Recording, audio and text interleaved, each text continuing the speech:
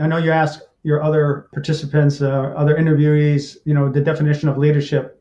And what you said is the definition of leadership is to be the example for everyone to emulate. And in order to lead, you had to be in that mindset and you had to be the example, because if you weren't, it was the difference between their lives, making it out alive or not.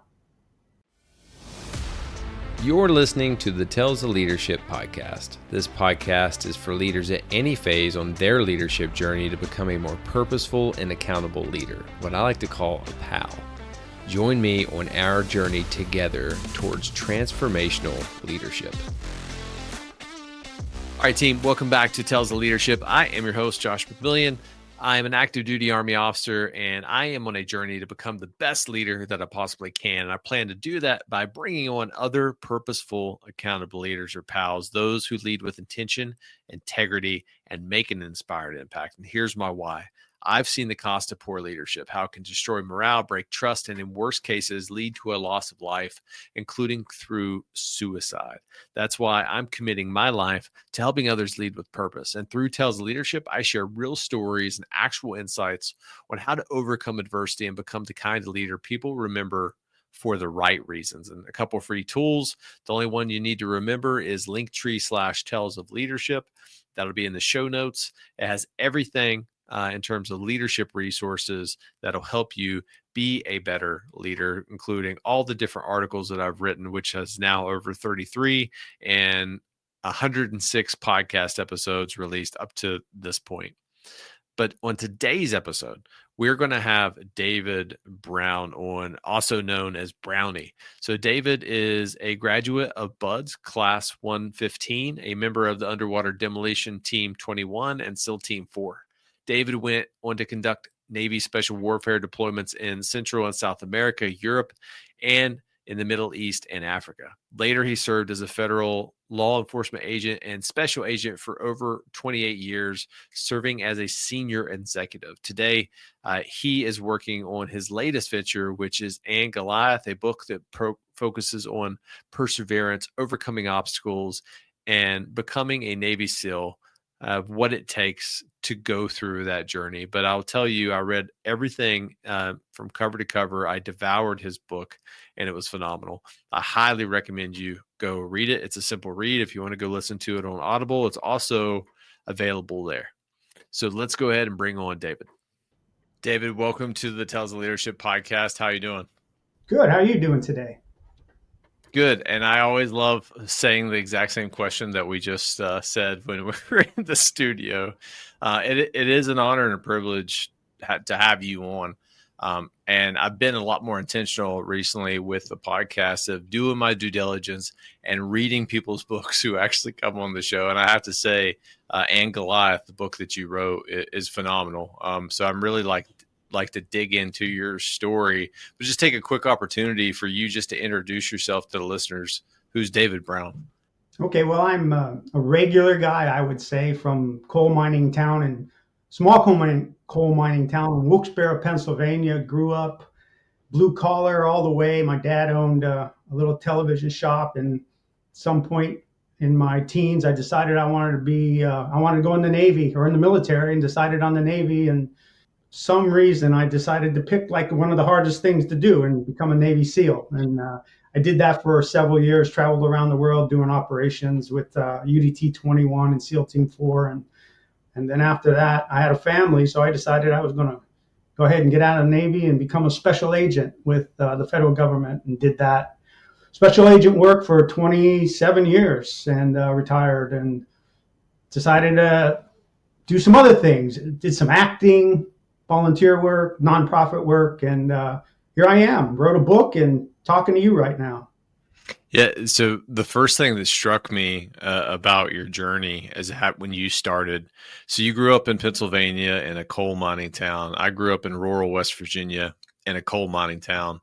And I think that's a great place to start. Just your childhood, you being brought up in that type of environment, and how that forged your mindset, mentality, that grit that you have to just not quit. And we'll definitely get through that, like through your story. But if you could walk me through your childhood and some of the key memories that forged who you are. Well, I wouldn't say it was a bad childhood.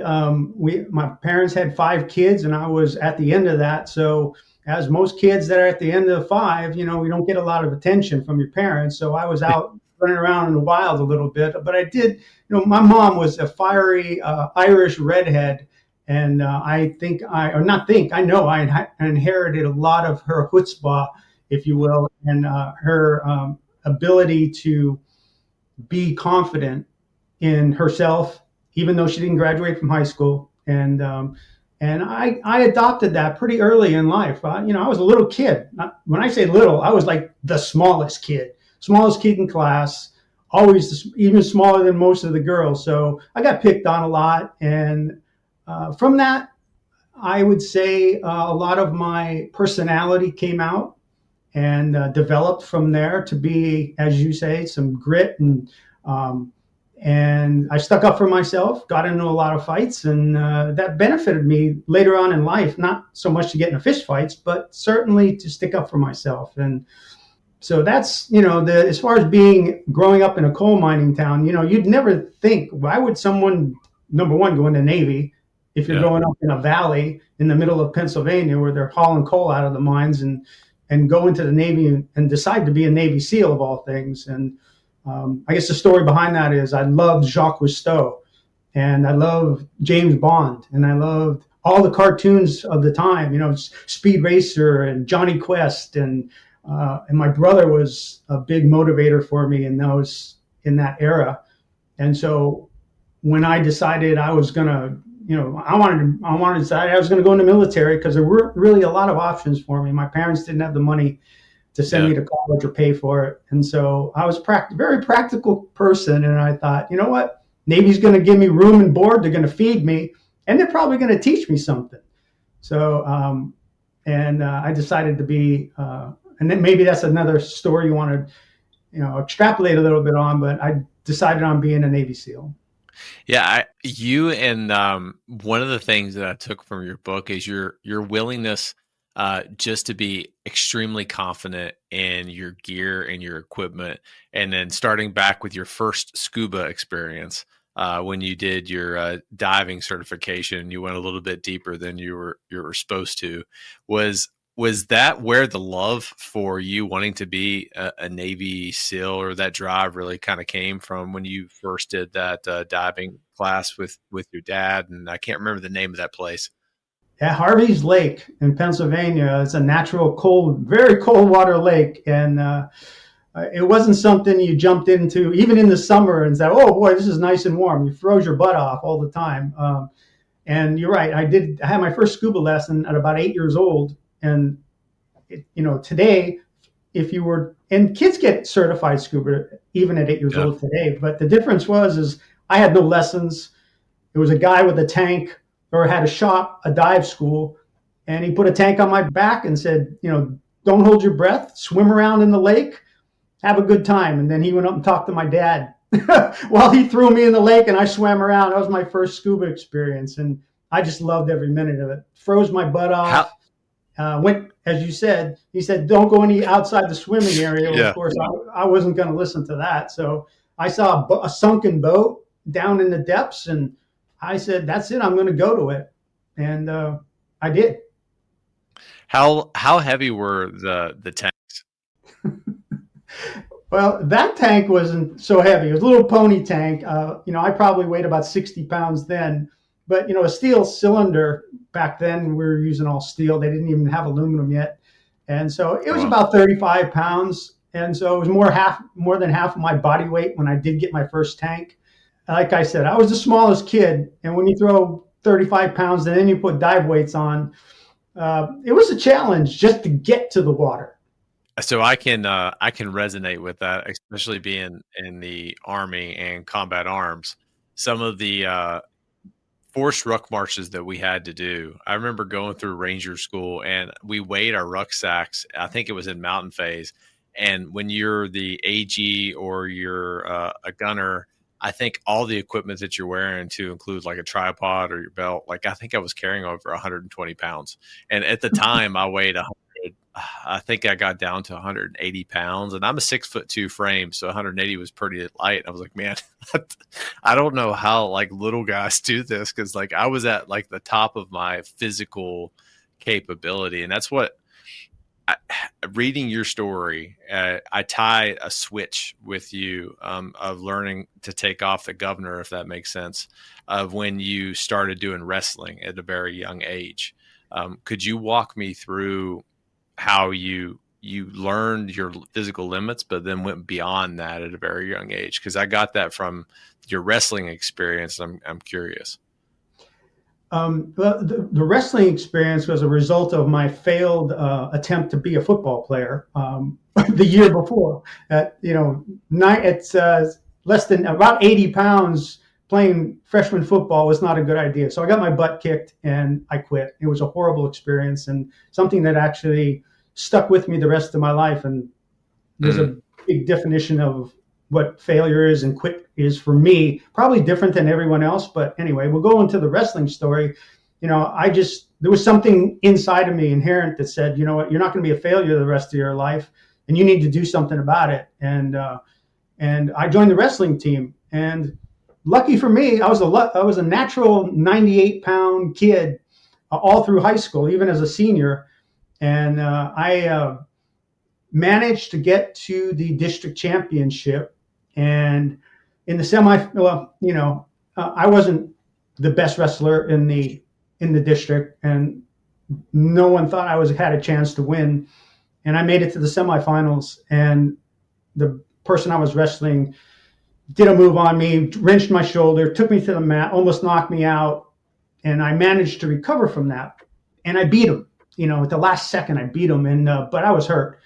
My shoulder was on fire, and I was in the finals, and I had to make a choice at that time. The coach was saying, you could do this, you can do this. And it was either, go back to the way I was in football practice and quit and be a loser, or go into that final and convince myself that I was going to win, because you can't win if you don't convince yourself you're going to win.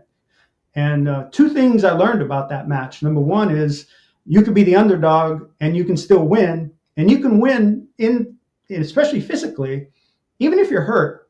And I was hurt pretty good. And at the very last moment, last period, I was getting beat. Thought I was going to, and that there's a thing called a quitting spiral. I don't know if you're familiar with it, but it's why most people quit is because they convince themselves there's a better reason. It's better to quit than to go on in the process, because the process is so difficult. It's painful. Maybe it's physically difficult or mentally difficult, and people create reasons why they should stop and go to the easier route. So I had a choice. I was going to either succumb to my quitting spiral or I was going to push forward, and I did. And that another major milestone for me growing up and using it later on is, after that I said, you know what? Not only am I not going to quit, I know I can win through this process, even if I'm the underdog. And that was it was a big deal for me, and that's why that story is in the book. When you went to that, I think the regional championships of where you won, and I found myself getting lost in the story, because I also like wrestled in high school, and there were just a couple times of where you get in a flow state of where you're wrestling, of where it just becomes almost like muscle memory. You do these moves and it just feels so fluid, and other people are watching you and it looks almost incredible. But when you're in the moment, it just becomes a fluid as like water. What injury did you have before you went into that? Like, I was curious when I was reading your book, I knew that you were hurt, but what was the injury that you were diagnosed with? You mean it happened during the match, you mean, right? Yeah, during the match. Yeah, it was. So if you're familiar with wrestling, then you know what a bar arm is, right?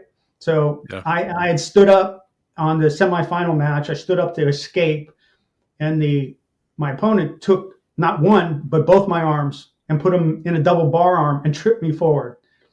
And as he did that, he fell on top of me, taking my arm and wrenching it up to to the base by the base of my head and almost pulled my arm out of the socket.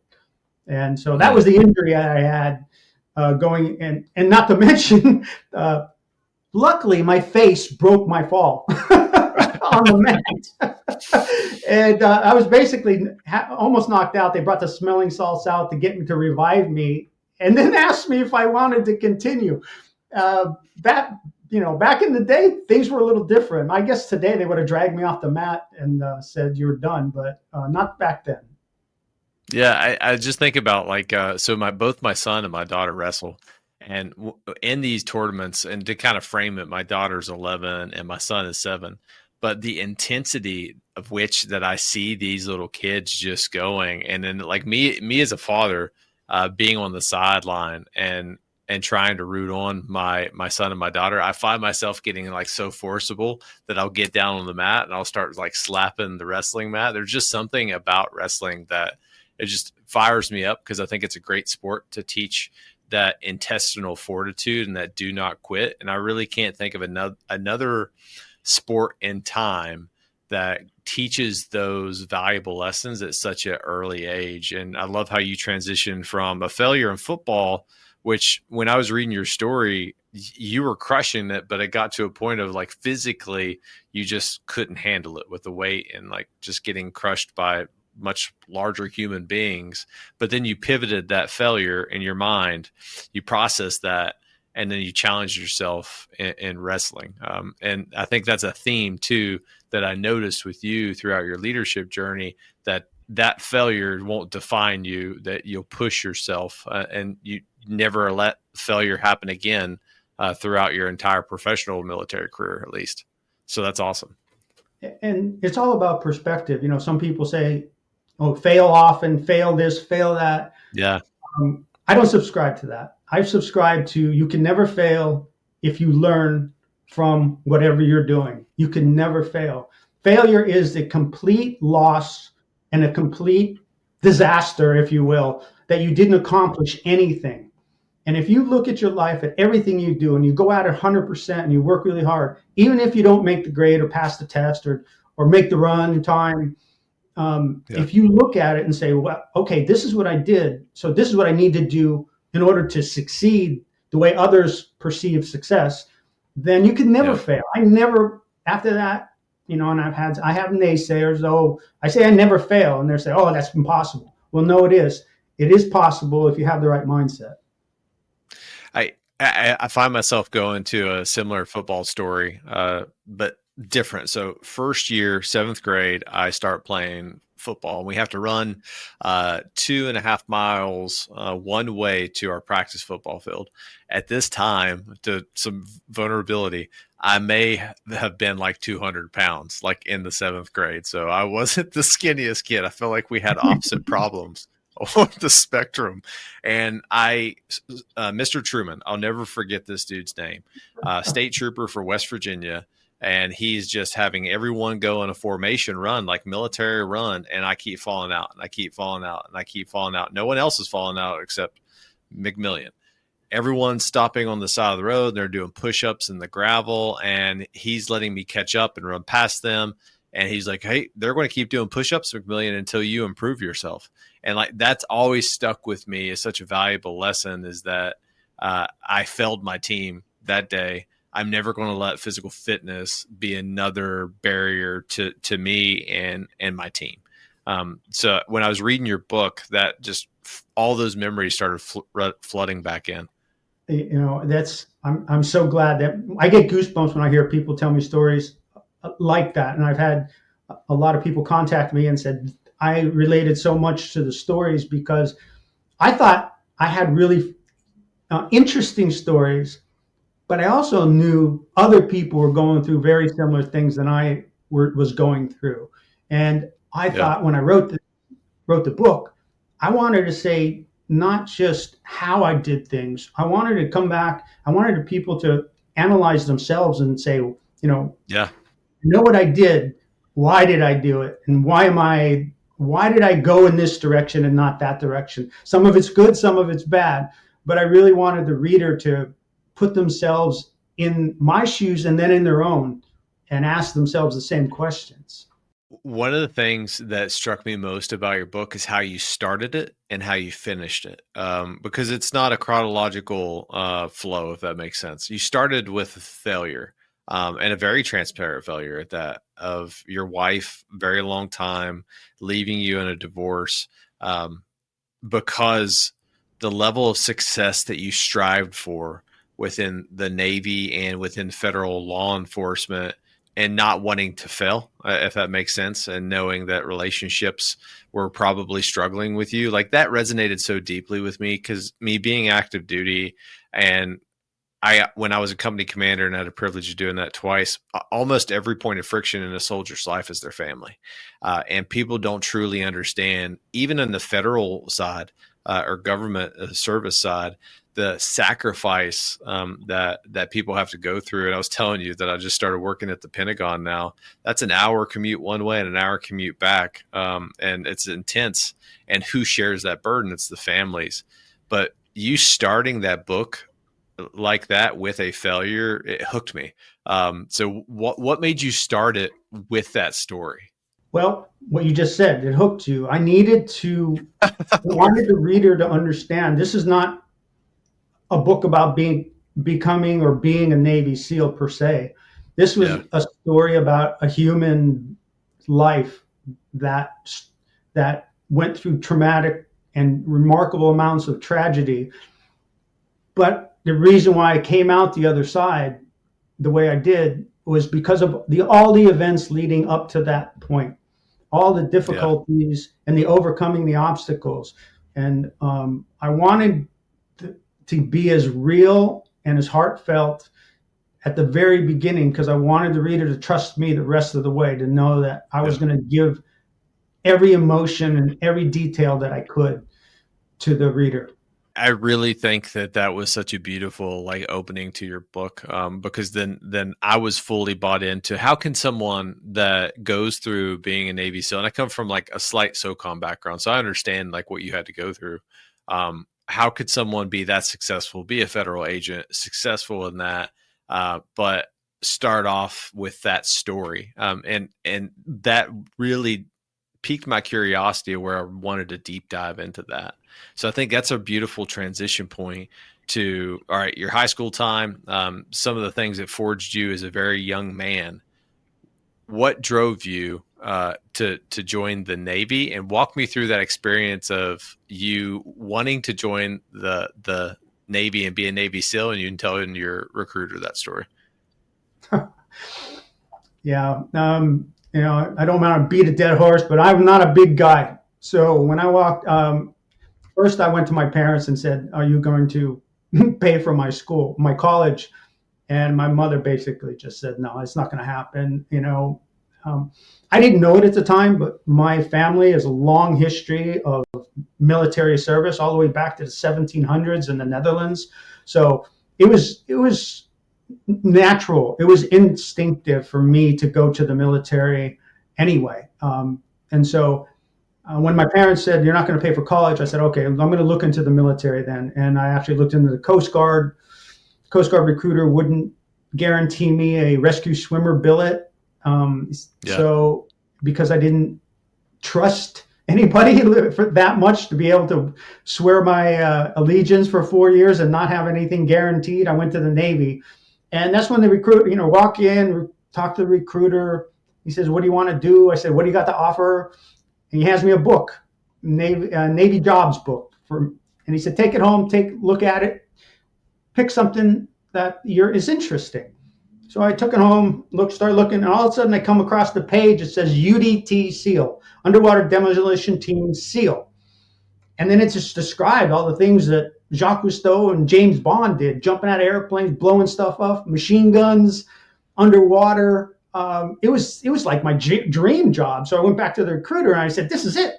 This is the perfect job for me. This is what I wanted in my whole life. I'm a certified scuba diver and all this other things. I love shooting guns." And he just looked at me and just laughed and said, "No, no, you can't do that. You're too small." I don't know anybody who's ever made it through the training, but the ones that have are really big, muscular guys. And look at you. Pick something that you can really do. and go read that book again and come back. And I did. He's an authority figure, right? So I figure, okay, maybe he's right.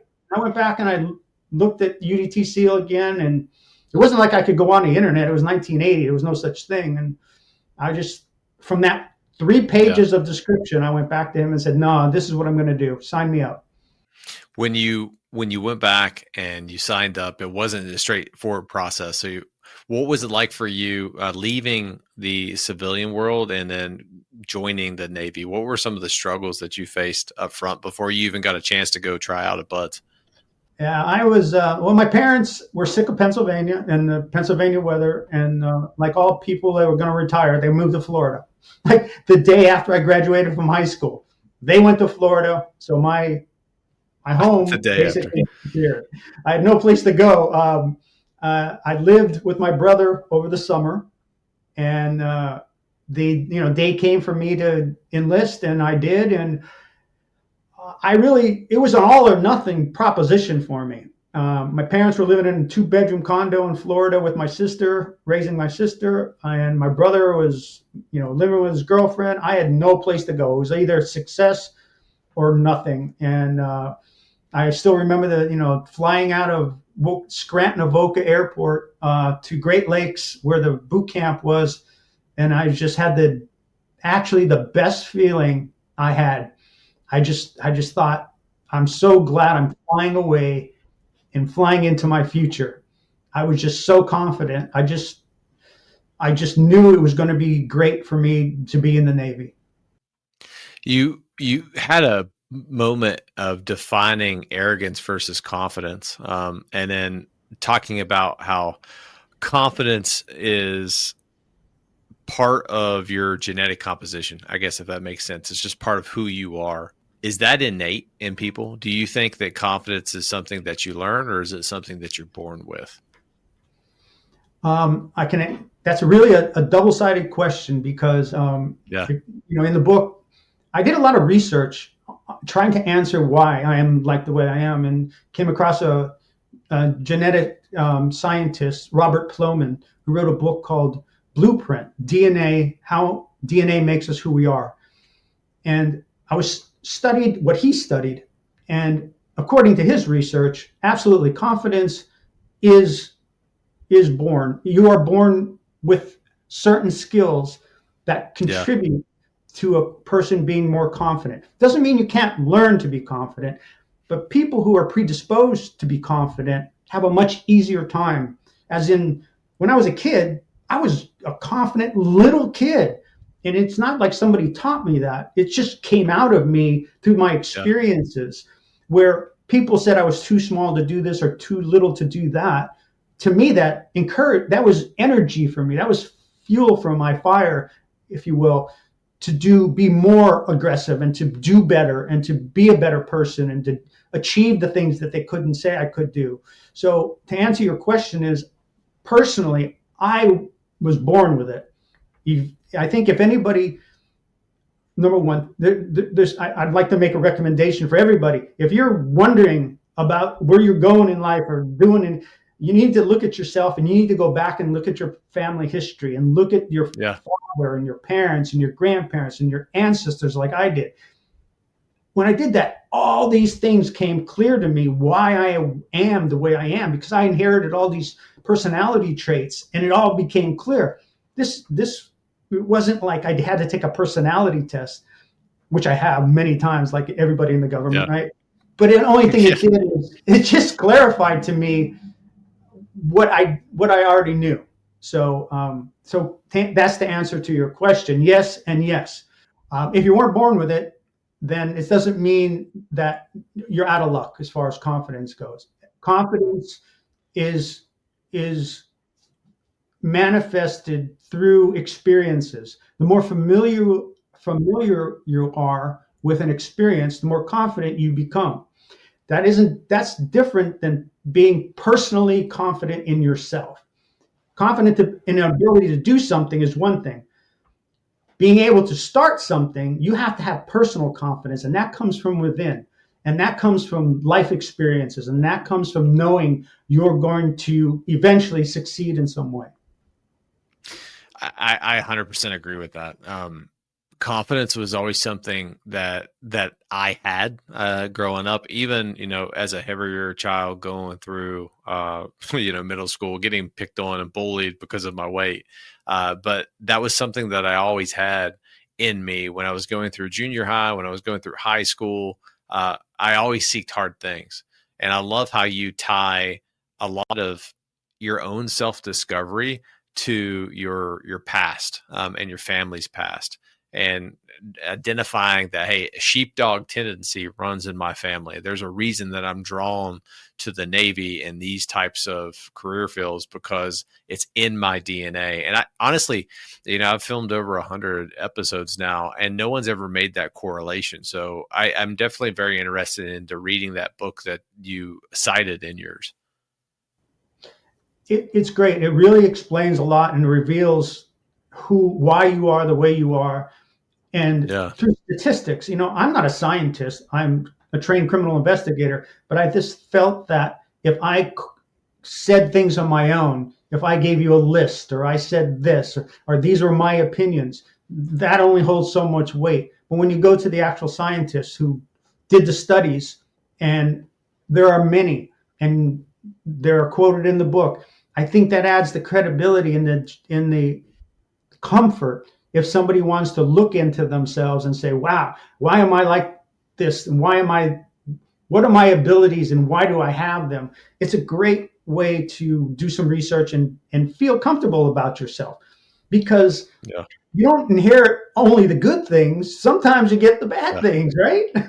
Yeah. And that explains, that explains so many things to so many people. I have a Scotch-Irish background, with my last name being McMillion, so I have a tendency sometimes of having a short temper. So it's just part of the process. So I'm very interested in reading and picking up that book, but kind of transitioning back to your Navy SEAL time. You just show up to Buds before you get ready to train, and reading through your book, you struggled with running. So how did you improve that before you got into Buds, your first time around?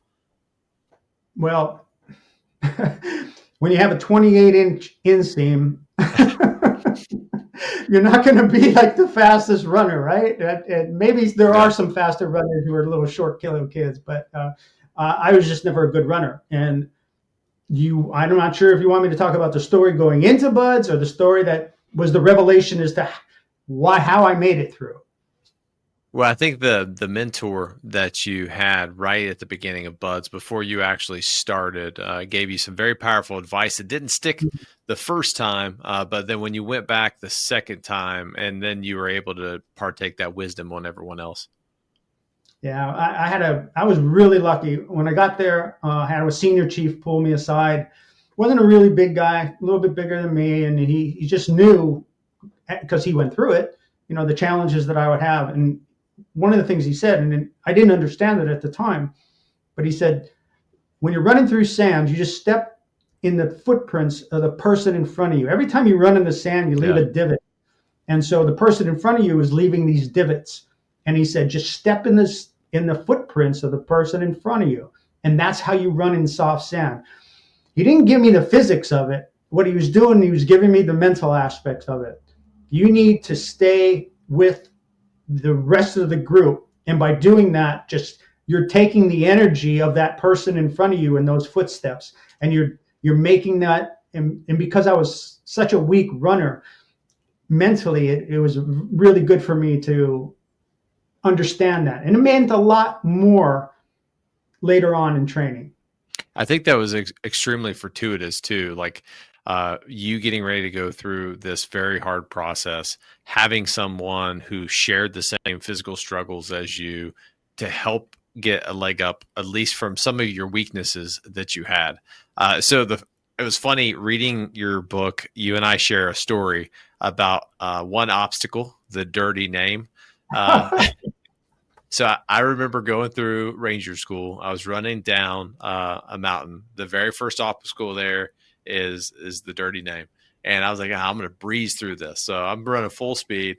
I jump on the first log to the second log, and I think I'm going to ace it. And then I'm just flying, and I hit chest smack on the third log, knocks the wind out of me, and then I fall down. And then when I was reading your book, it's funny because that brought back that memory of me at Ranger School that I tried to like suppress and just keep far, far down. Yeah, it was very difficult for me. That was the one, besides running, that was a truly an obstacle, both physically and metaphorically. And it was something that it didn't matter what my size was. I had to figure out how to overcome it. And because, as you know, going through military training, especially special forces types of training, they don't make concessions because you're 5'3", and they don't make concessions because you're 250 pounds instead of being 150 pounds. You got to do everything just like everybody else does. You got to carry the same weight. You got to swim. You got to jump. You got to do all the same things. So that obstacle, regardless if I was a few inches shorter than everybody else, I had to figure out how to get over it.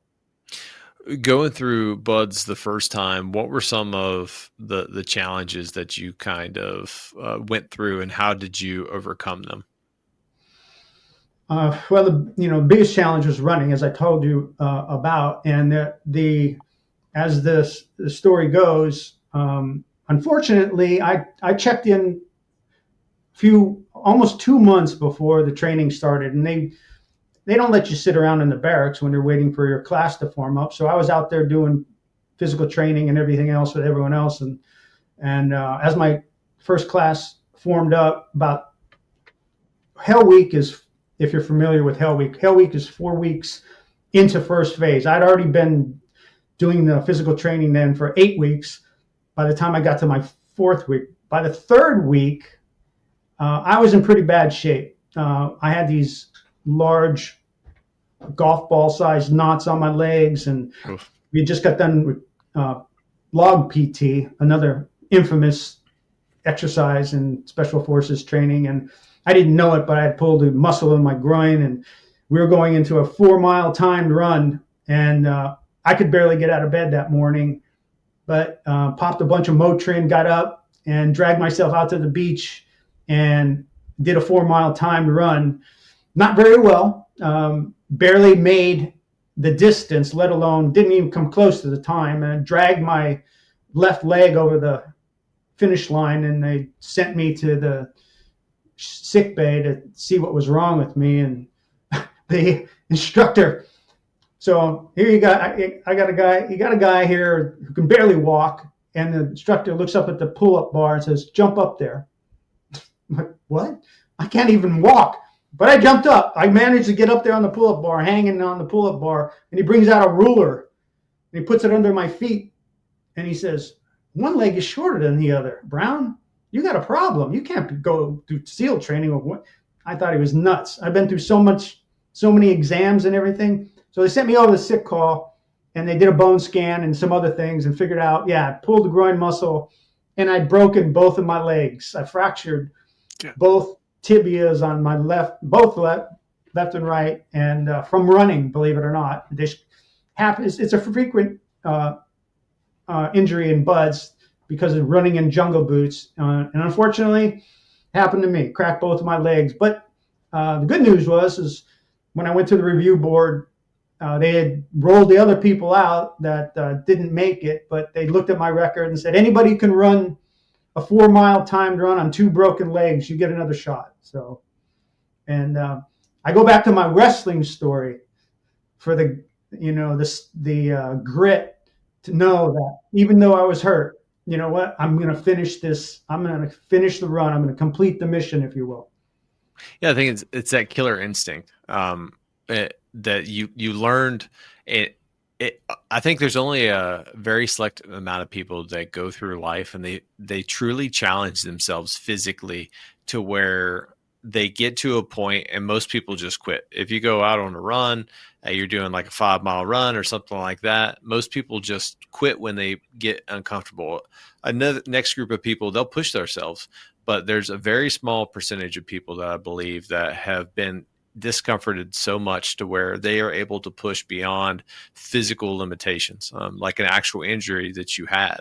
And I think it's a blessing and a curse from your story is that you went out there, you did a 4-mile timed run, and you had 2 broken legs. But because of that, the grit that you did to go through there, you were given a second opportunity and you capitalized on that second opportunity. Could you walk me through that? They sent me out of training for 8 weeks. 8 weeks is enough for bones to heal. And I came back in and started at the beginning of training. Yeah. And this, running, go back to the running story. I'm still not a fast runner.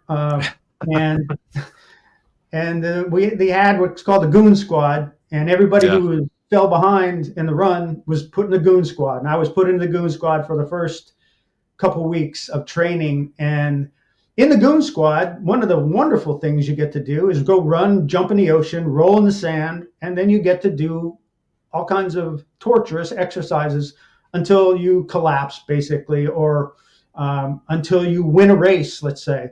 One of the races was carrying people. You had a fireman's carry one of your team or one of your trainees, and you would do races in the sand. And one day in a goon squad, I was told to carry a guy named Tony Gumatau.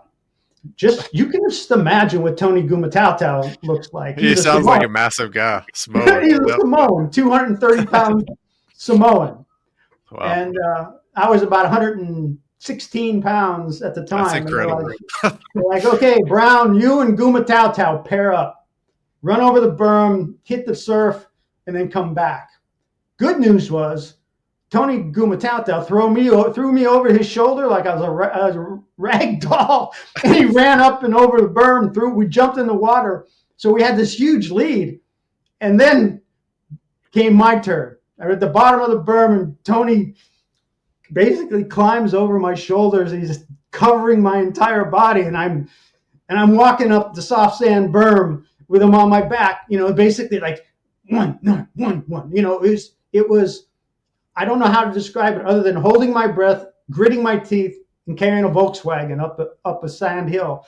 Got up to the top, started running down this. Running down's a lot easier than carrying him up. Unfortunately for me, and probably funny for him, is I lost my footing, too much weight, right on my face. He buried me in the sand. We both jump up. Instructors are like, they're catching up, get up there. Tony jumps on my back. And I managed to cross the finish line before everybody else, and we won the race. One of the instructors said, that was the funniest goddamn thing I've ever seen in my life. Brown, go back. You guys are dismissed. Go back. But the story, the reason I'm telling you that story is because I knew I couldn't survive in the goon squad. I could never make it through buds being in the goon squad. And we had another run that week, and we were running down. We ran usually between 4 and 6 miles in the soft sand, and I was falling behind again.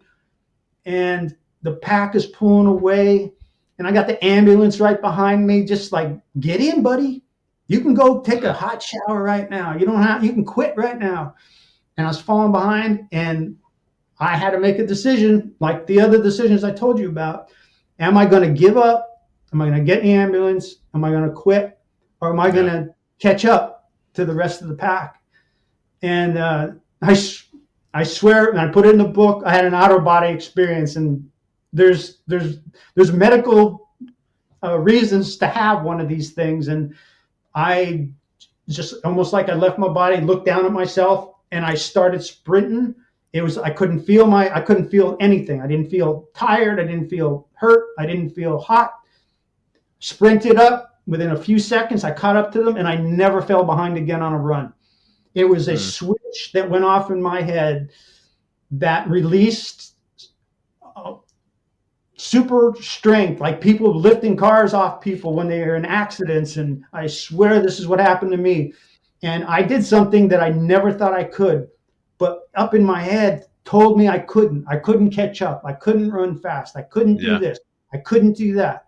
And it was until I was able to release that negativity in my own mind, I wasn't able to do it. And then I finally did it.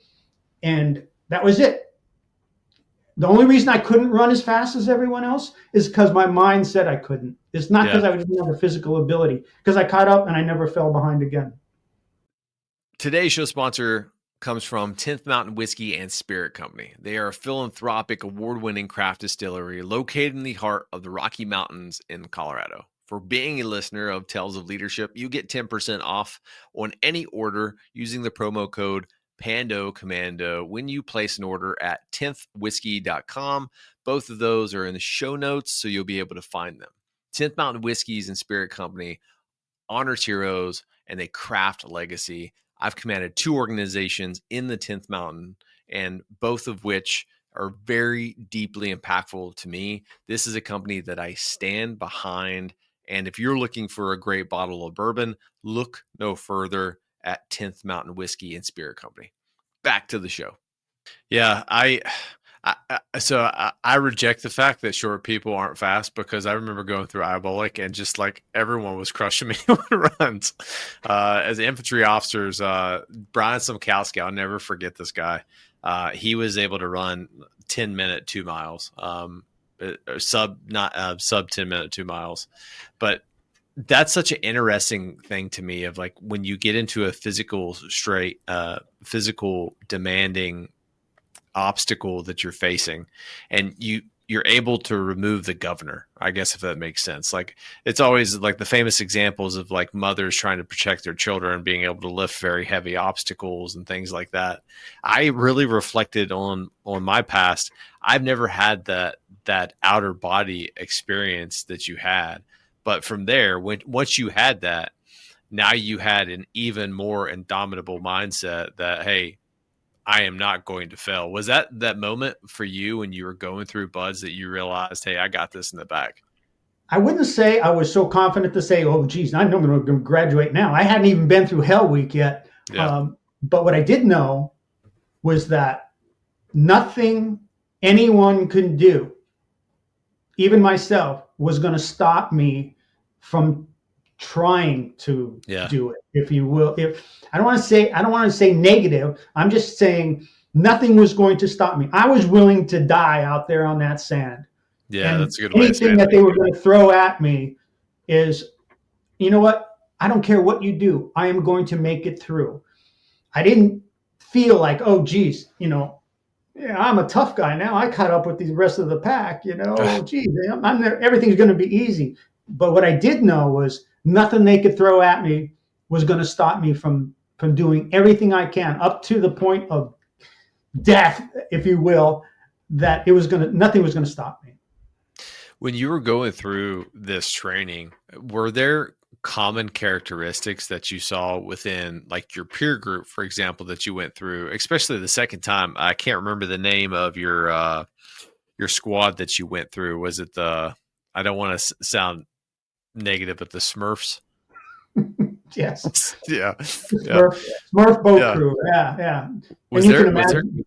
Go ahead. That's what I was saying. It's like, was there a common character or value base that everyone had? Because the second time when you went through buds, you were around a group of people and you won most of your competitions.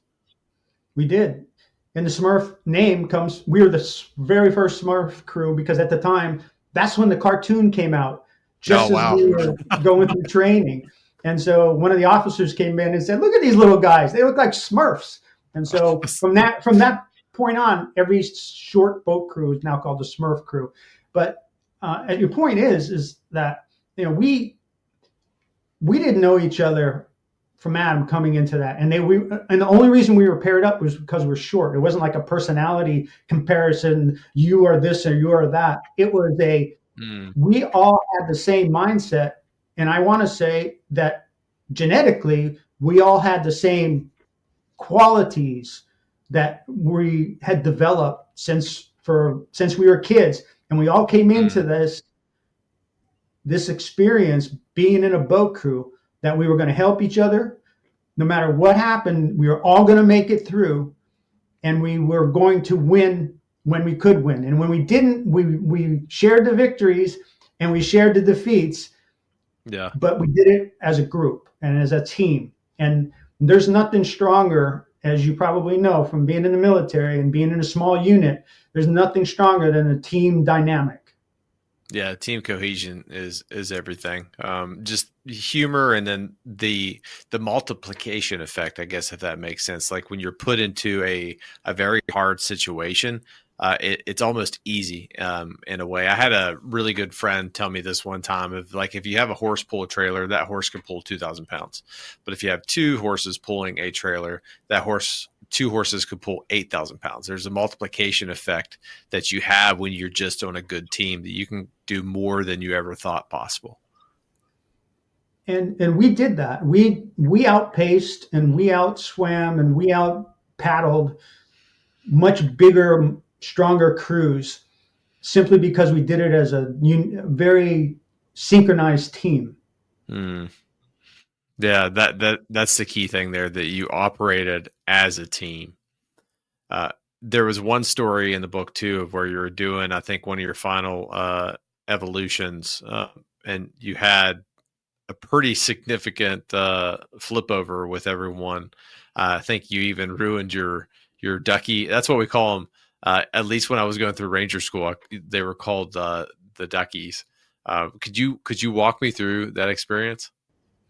Yeah, we were on San Clemente as the last phase, third phase, and land warfare. We're out there shooting guns, blowing stuff up. And one Yeah. of the final tests is night surf passage, is what it's called. So we had a rubber boats, which are called IBS, inflatable boat small, for everyone who's not familiar with that.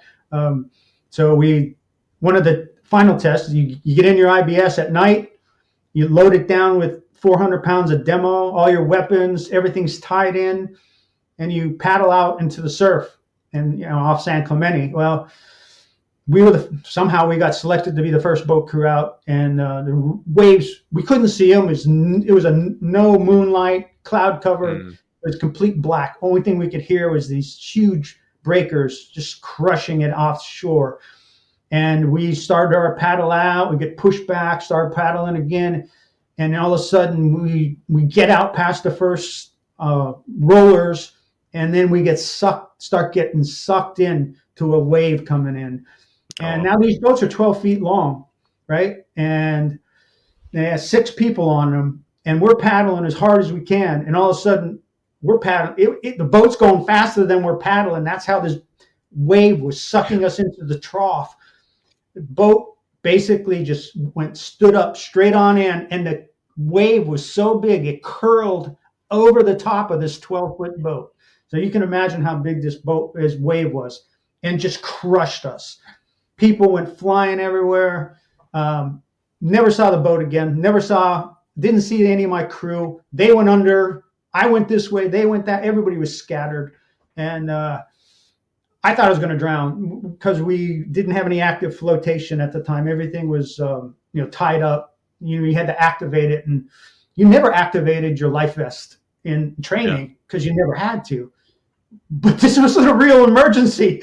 I was getting pounded under the water after once or two breaths coming up, and the waves pounded me. I finally pulled my life vest, which saved my life, and ended up making it into shore. And a really interesting story, if you remember, I thought I was going to get crushed on the boulders because the waves were breaking on them, and somehow a wave picked me up and landed me right on top of one of the boulders. It was amazing, and I just stood up. It was like perfect 10. Holy mackerel, I'm still alive.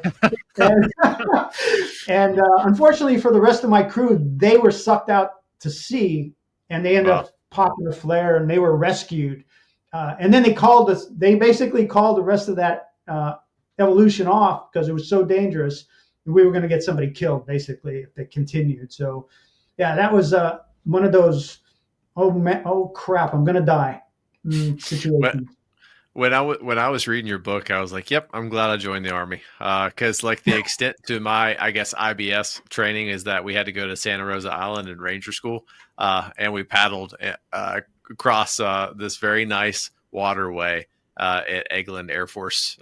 That was the extent of my water training. When I was reading that, I was like, "Man, that is intense," and it's crazy too, like how lucky, kind of looking back at it now, and that was a something in your book too. I think you called it ROL, return on luck, of how lucky you were to be picked up by the water and just put on that rock almost like at the perfect time at the perfect spot, because that never happens.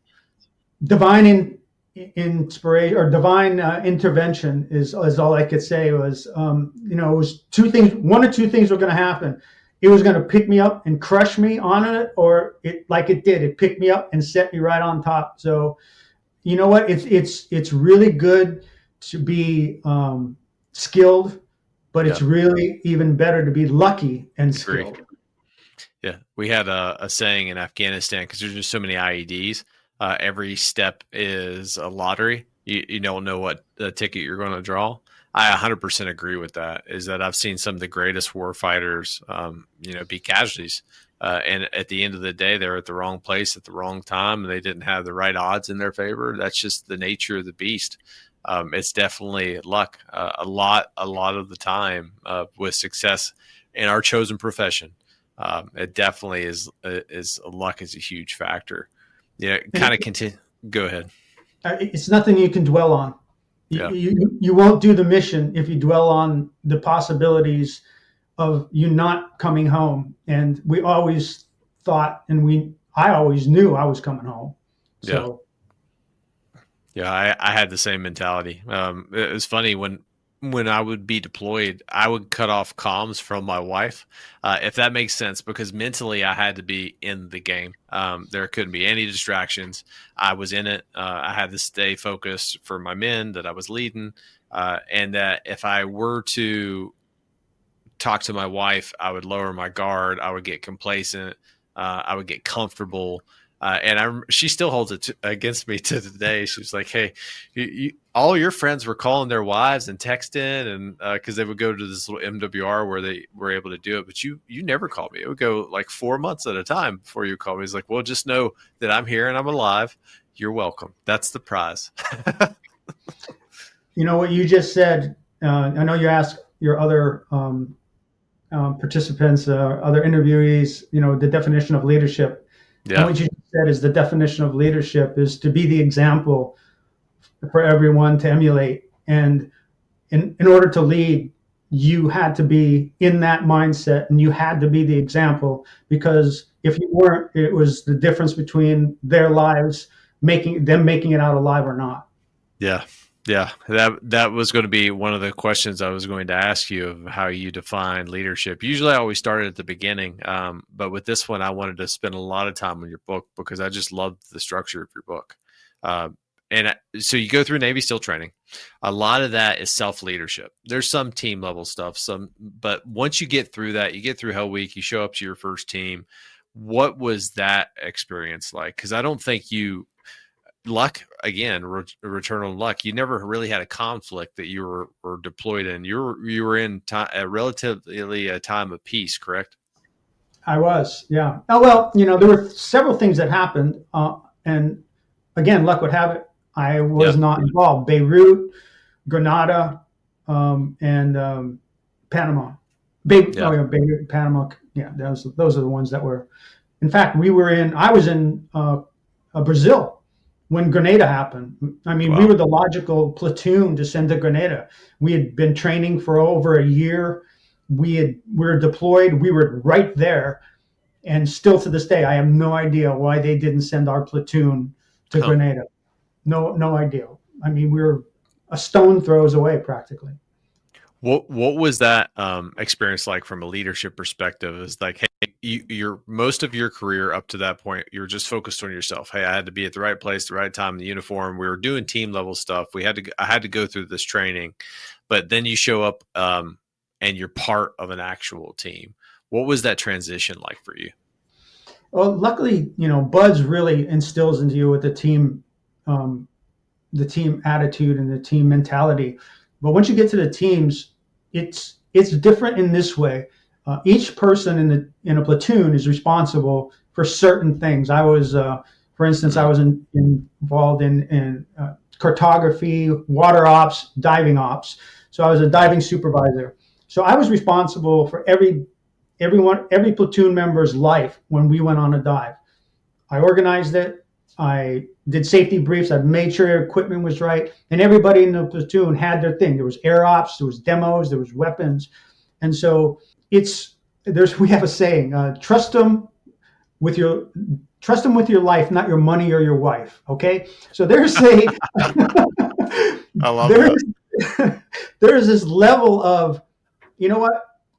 I don't care what happens off of this ship or outside of this operation. Yeah. Everyone was it's hard to describe how meticulous we were when we were taking care of each other, preparing for Mm, an operation. Everybody felt 100% that everyone's life depended on them, and yeah. they acted accordingly. Yeah, I understand that just from the standpoint of like going through actual combat operations, doing PCCs and PCIs. From the Army perspective, having non-commissioned officers just be very intentional with junior soldiers, making sure they have the right equipment, checking them, making sure they have all the right tourniquets, the medical supplies, everything that they need. And in a more specialized unit, it's a smaller team. So you have more duties and more responsibilities and more specific skill sets. So you lean on each other even more. And it's a tighter bond because it's truly life and death most of the time for a smaller team and a smaller organization. Yeah. Go ahead. I was going to say, when you pull the ripcord, the parachute has to come out. You Yeah. know, you take a breath underwater, the air has to come into your lungs. You know, and we were individually responsible for those. I was responsible for that happening for my teammates. So, but I gotta brag a little bit. I had like one of the best leaders to teach me on when I deployed to South America, and Bill McRaven. So I if was you're, going to ask you that next. So I love that. you know, I don't know how other officers are in other military commands, but Bill McRaven was like a brother. Granted, he was the lieutenant and he was in charge and he made things happen, but you know, he took care of everyone as Yeah. we were brothers. That's why I guess maybe that's where the "long live the brotherhood" type of the saying goes.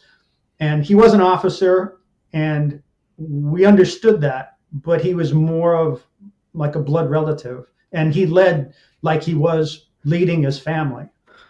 That was going to be one of the questions I was really wanting to jump into is like, what were some of the defining lessons that you learned from him? I guess to start off with a funny story of how you got in trouble and how the one time you saw him possibly get mad. Yeah, he's about as level-headed as you can be.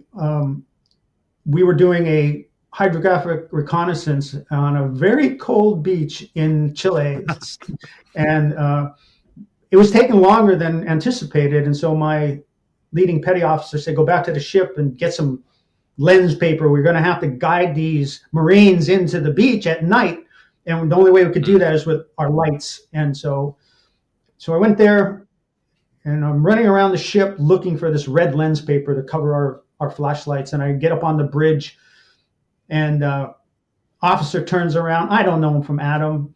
He said, "What are you doing here?" And I'm soaking wet. I'm in my booties. I'm sandy, and I'm standing on the bridge of the ship.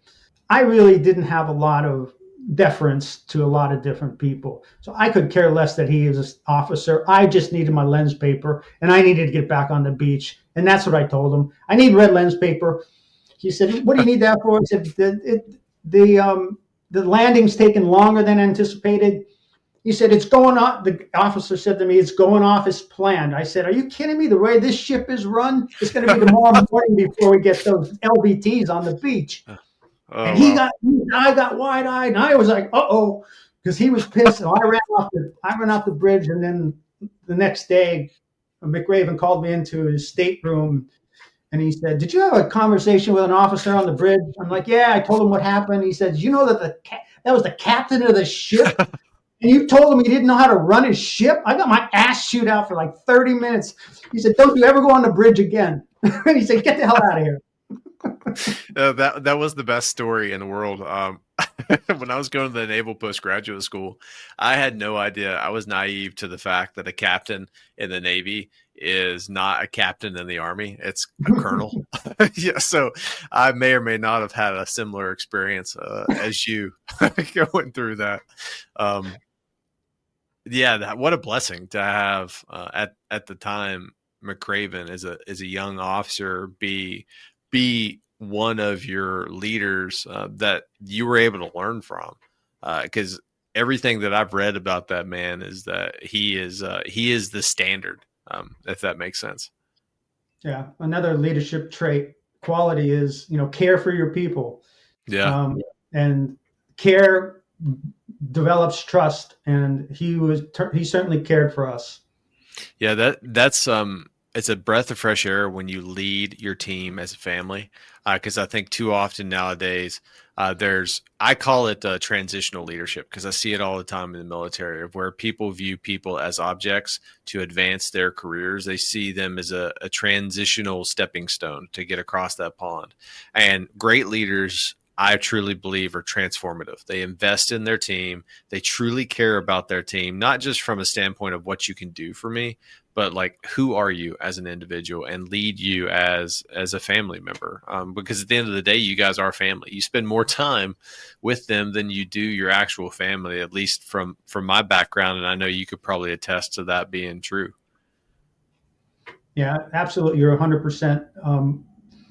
As a special agent in charge, when I was hiring people, one of the things that I would tell them in their interviews is, I'm going to hire you for a couple of reasons. One of them being, I see in you the ability to rise up to the level I'm at, and my Yeah. job is to make sure you are trained and you have every opportunity to replace me at some day. Mm. And I wanted to instill in the people coming into my organization that they're going to have every opportunity to advance as much as they possibly can. Not everybody will, but as much and as quickly as they can.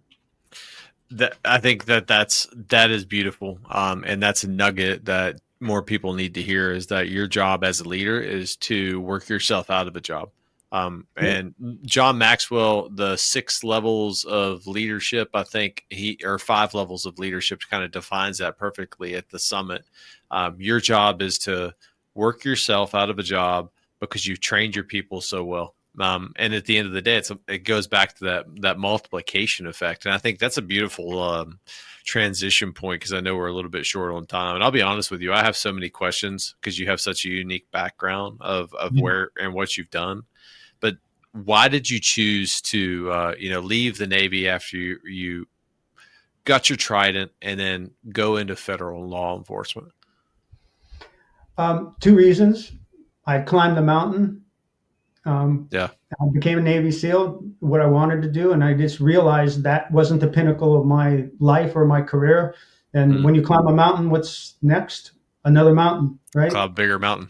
That's it. So I had a family also, and I wanted to actually see my family because I was deployed almost entire time I was with the teams. So, and I wanted to choose a profession where I can further my sheepdog characteristics and traits, and as I would say, carry a gun and wear a suit and carry a gun, and protect society from the wolves, if you will. When you were going through federal law enforcement, what were some of the similarities traits that you learned being a Navy SEAL that correlated to federal law enforcement? Because to me, that seems like 2 polar opposite backgrounds, if that makes sense. Like very specialized special operations unit, then going into federal law enforcement, and then, like you said, being a criminal investigator. It seems like a different skill set.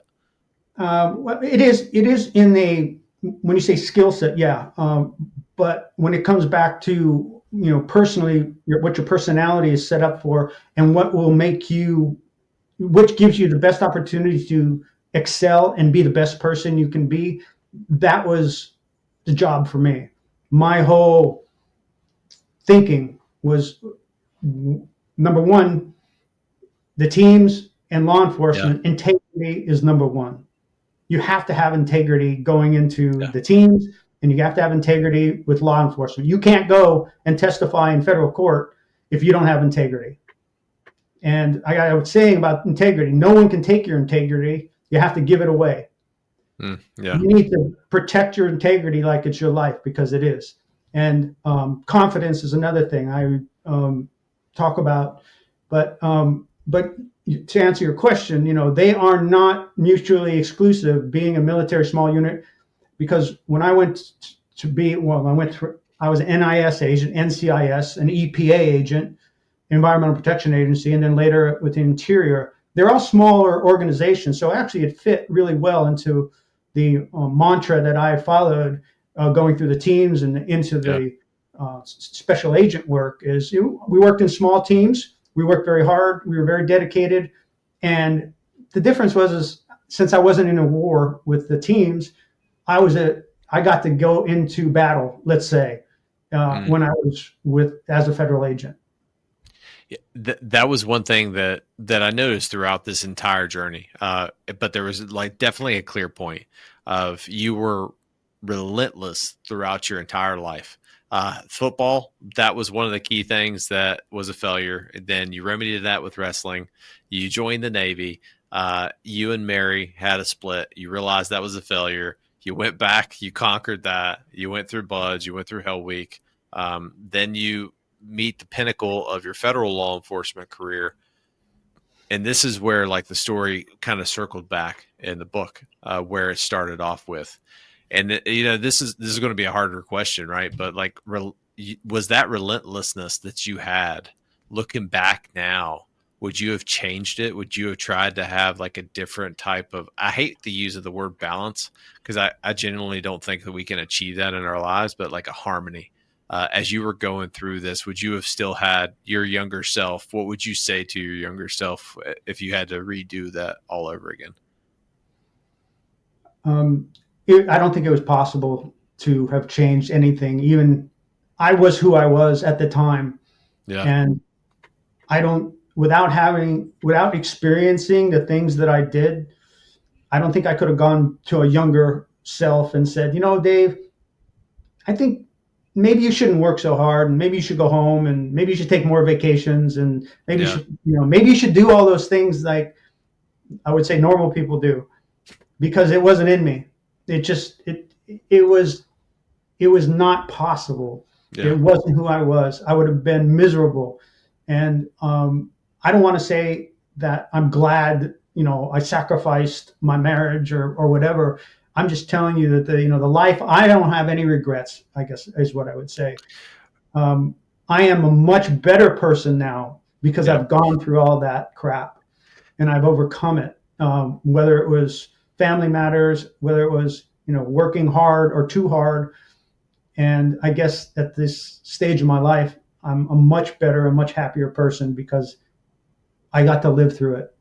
That's where I left wanting more at the end of your book, of where you had that epiphany that, you had your marriage, then your second relationship immediately after, she ends up dying of cancer, which is, absolutely insane. And then you finally find someone that allows you to cover your weaknesses, if that makes sense. Not necessarily your strengths, but your weaknesses. And I think of this as like in a military operation, we all have dead space. Dead space is a terrain that we can't put obstacles on. So what do? We typically try to like Constantine it off, or we cover it with indirect fire systems. We all have dead space in our life for blind spot. And I think I've been blessed from the opportunity, because you and I share the same trait. And I think of myself as a sheepdog, is where I go through life and I always try to get the hardest jobs. I always try to push myself to get to the top of that mountain, regardless of where I'm at. But my wife has always helped me along the way. And you, and hearing your story, it just, again, it resonated deeply because it brought me back to the end and then where you're at right now. Could you just share like some of the techniques that have kind of helped you decompress that, of how you internalize what your strengths were and then what your weaknesses were, and how you were able to to just grow? Through the process of writing the book, I was trying to answer questions as to why I am the way I am, and why can I not relax, and why can I not be satisfied? Why can't I celebrate the victories that I've had, or certificates, or the accolades? And I look back on my life, and I was not happy. I was not satisfied. I didn't feel successful. And it wasn't until I did this evaluation that I talked about, go understand I had to understand myself in order to appreciate where I was in life, and to be, I know this sounds corny, but to be a happy person, to be satisfied with the things that I've done, and to look forward and to embrace my personality, which is pathologically persistent. Yeah. I have to move forward constantly. And instead of looking at it as a negative, to the going to the next mission and the next mission and the next mission. Now I know that's inevitable, but at least now, in between missions, I take time to pause and to celebrate my life, knowing that the next mission is coming. But that's okay, because that is a positive for me now. And my wife, as you said, you have to have someone in your life who grounds you, and she's there cheering me on the whole way, understanding that I'm always going to go for the next mission, but she's there to help me celebrate the times that are now. And that's honestly such a beautiful thing, of when you have a relationship like that, of where yin and yang. My wife is very calming and soothing, and I am a javelin. I am a hammer. We are going to get it done. Two totally opposite people, but we make each other better and stronger at the end of the day.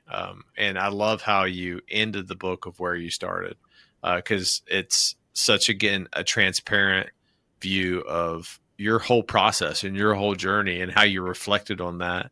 And that's another nugget too, that I don't think too many people focus on, especially when it comes to leadership, is that the person that you need to study the most is yourself, because you are with yourself 100% of the time. And there's so much tacit knowledge or lessons that we've learned that we don't internally process, but it's there subconsciously.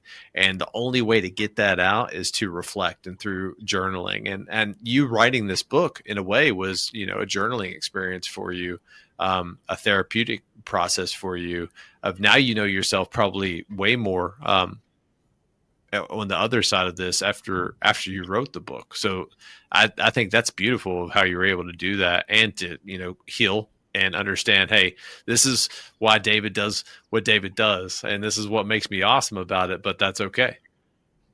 Exactly it. I think everyone should write their own book, whether they publish it or not, doesn't matter, to understand themselves, and to, like I said, celebrate themselves for all the achievements that they have done, and to look back on the moments that they weren't all that great, and figured out and understand how they got through them. I think everyone would be a better person if they did that. I agree 100%. So 2 more questions for you.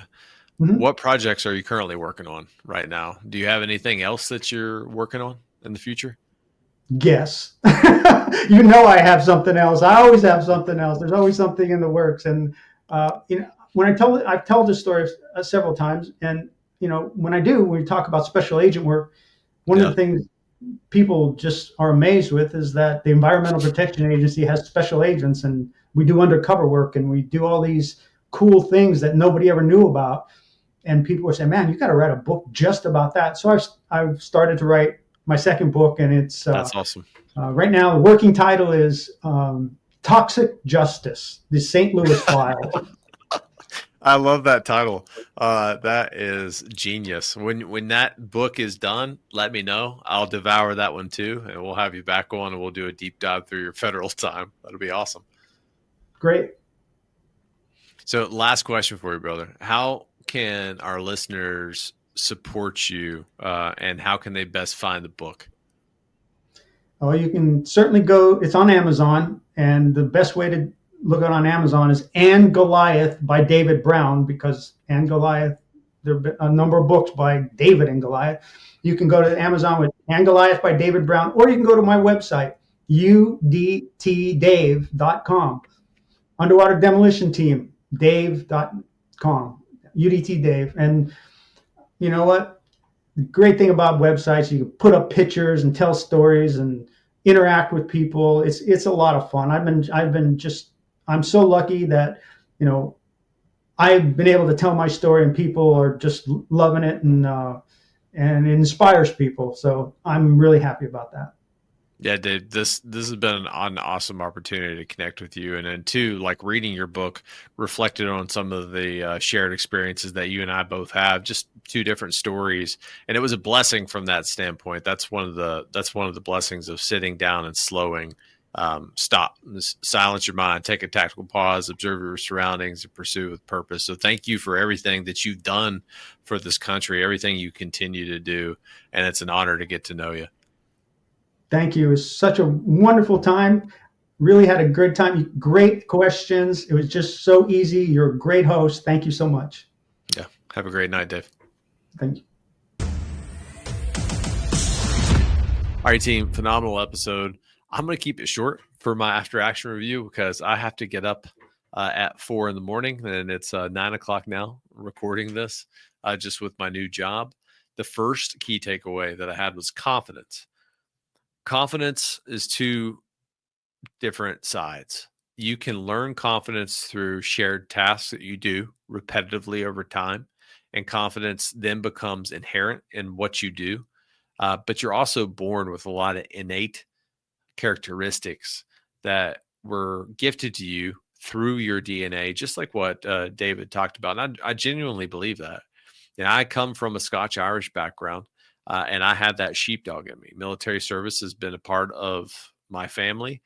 Blue collar work has been a part of my family, and confidence comes easy to me. Some people it doesn't, but understand you don't have to be born with specific characteristics to be confident. If you find your passion and your purpose in life, you can build that confidence. And all it takes is just continuing to try and then master and then build that confidence. The second key takeaway, stay with the pack. And I love this. This was one of the nuggets he had when he was going through SEAL training.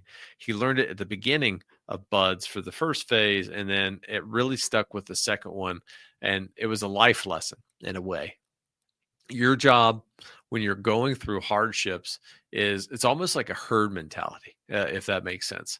And I had a brigade commander tell me this one time. You don't need to be the fastest runner. You don't need to be the best weightlifter. You need to outrun the lifter and outlift the runner. What does that mean? You need to be at the standard of an organization. And there is a clear standard. When you're going through BUDS, there's a much higher standard. But if you're falling out, you're bringing undue attention to yourself. And if you're a leader, you cannot do that. You have to understand. If you're a military officer or you're a non-commissioned officer, there's a standard. You should not be falling out of runs. But also, if you're in the civilian world, you should know your stuff. You should understand the standard within your organization, and then you should try to overcome that standard, be above the bar, because that's what purposeful, accountable leaders do. They understand the standard, but then they try to improve themselves. And the last one I have is a family mindset. I love this. Admiral McRaven was one of his leaders, and the thing that stood Admiral McRaven apart was how he viewed and led people. And I believe this because, trust me, I've seen great and horrible leaders throughout my entire military career. And the one thing that separates them is how they talk and how they view people. It's emotional intelligence. View people as your family. And if people tell you that, hey, your family is your family, your work is work, you shouldn't be working for them. You shouldn't be working there in that company. You spend most of your time with people that you are physically at work with. They are part of your family.